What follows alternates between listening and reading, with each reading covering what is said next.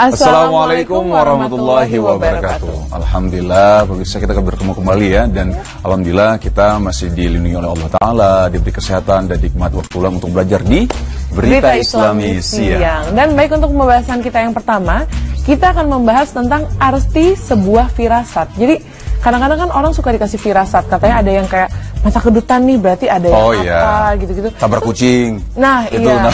Emang ada ya tabrak kucing ya? Tabrak ada kucing. firasatnya berarti? Bukan, maksudnya kalau tabrak kucing hati-hati nih, kalau misalnya dikubur pakai baju sendiri nanti kenapa-kenapa gitu. Di Islam tuh sebenarnya ada nggak sih, Nu, yang namanya arti dari sebuah firasat?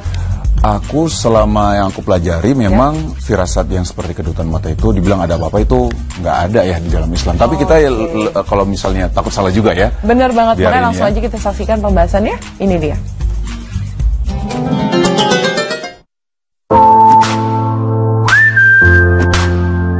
Arti sebuah firasat. Pemirsa beriman, mungkin kita seringkali dibuat bingung oleh kejadian-kejadian yang tidak terduga dalam kehidupan sekitar kita. Dalam kejadian tertentu pun, tidak menutup kemungkinan seseorang mendapat tanda-tanda akan kejadian tersebut, yang biasa disebut dengan firasat. Terdapat banyak sekali mitos-mitos seputar firasat yang beredar di masyarakat. Firasat-firasat ini pun biasanya berkaitan dengan anggota tubuh, atau juga hal-hal yang terjadi di sekitar kita. Di antaranya adalah mata kedutan. Mungkin kita seringkali mengalami kedutan secara tiba-tiba. Mungkin dari sinilah kemudian banyak orang membuat tafsiran yang bermacam-macam tentang kedutan. Konon, jika seluruh bagian tubuh berkedut, dianggap sebagai tanda akan menghadapi banyak urusan. Jika hanya kepala sebelah kiri saja, maka akan mendapat rejeki nomplok. Jika kepala sebelah kanan yang berkedut, artinya akan mendapat pujian.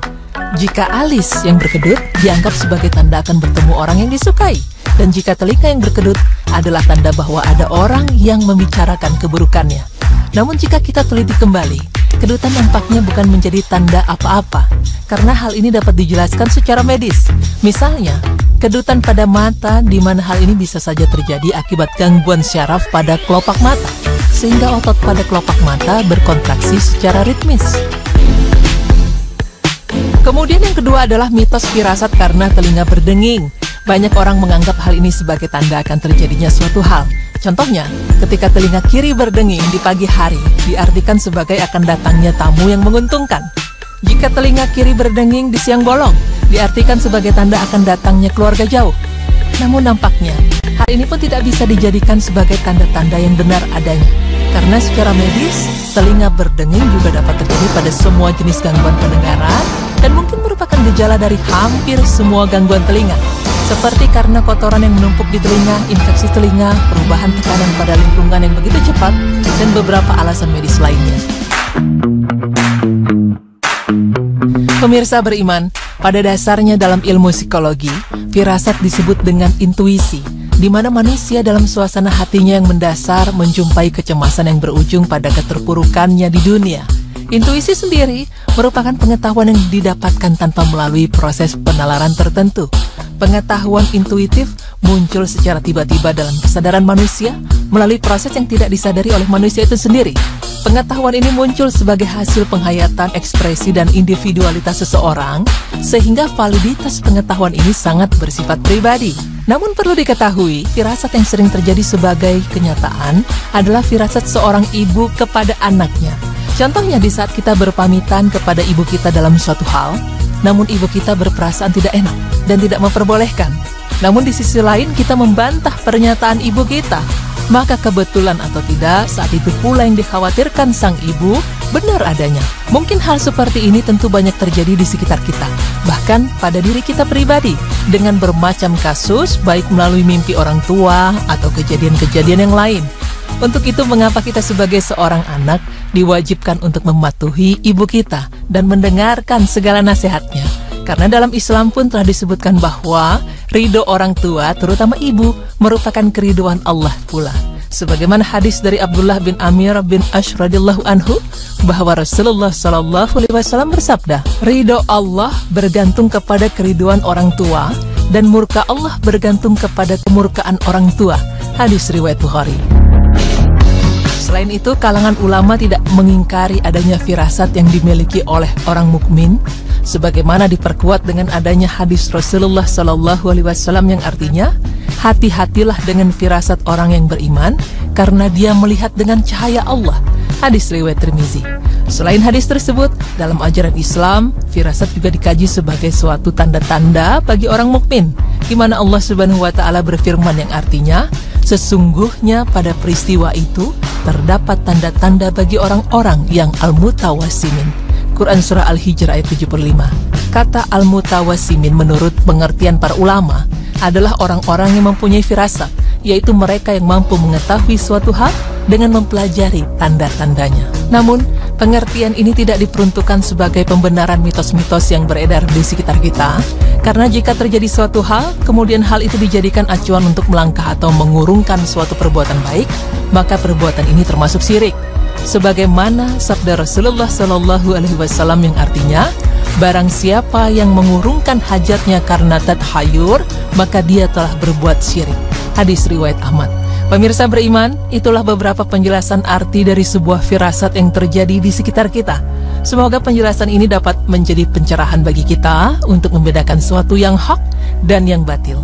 Amin ya rabbal alamin.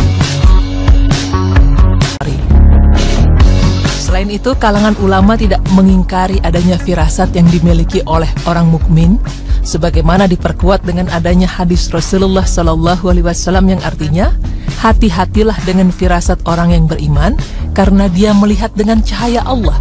Hadis riwayat Tirmizi. Selain hadis tersebut, dalam ajaran Islam, firasat juga dikaji sebagai suatu tanda-tanda bagi orang mukmin, di mana Allah Subhanahu wa taala berfirman yang artinya, sesungguhnya pada peristiwa itu terdapat tanda-tanda bagi orang-orang yang al-mutawassimin. Quran Surah Al-Hijr ayat 75. Kata al-mutawassimin menurut pengertian para ulama adalah orang-orang yang mempunyai firasat, yaitu mereka yang mampu mengetahui suatu hal dengan mempelajari tanda-tandanya. Namun, pengertian ini tidak diperuntukkan sebagai pembenaran mitos-mitos yang beredar di sekitar kita, karena jika terjadi suatu hal, kemudian hal itu dijadikan acuan untuk melangkah atau mengurungkan suatu perbuatan baik, maka perbuatan ini termasuk syirik. Sebagaimana sabda Rasulullah SAW yang artinya, barang siapa yang mengurungkan hajatnya karena tadhayur, maka dia telah berbuat syirik. Hadis riwayat Ahmad. Pemirsa beriman, itulah beberapa penjelasan arti dari sebuah firasat yang terjadi di sekitar kita. Semoga penjelasan ini dapat menjadi pencerahan bagi kita untuk membedakan sesuatu yang hak dan yang batil. Amin ya rabbal alamin.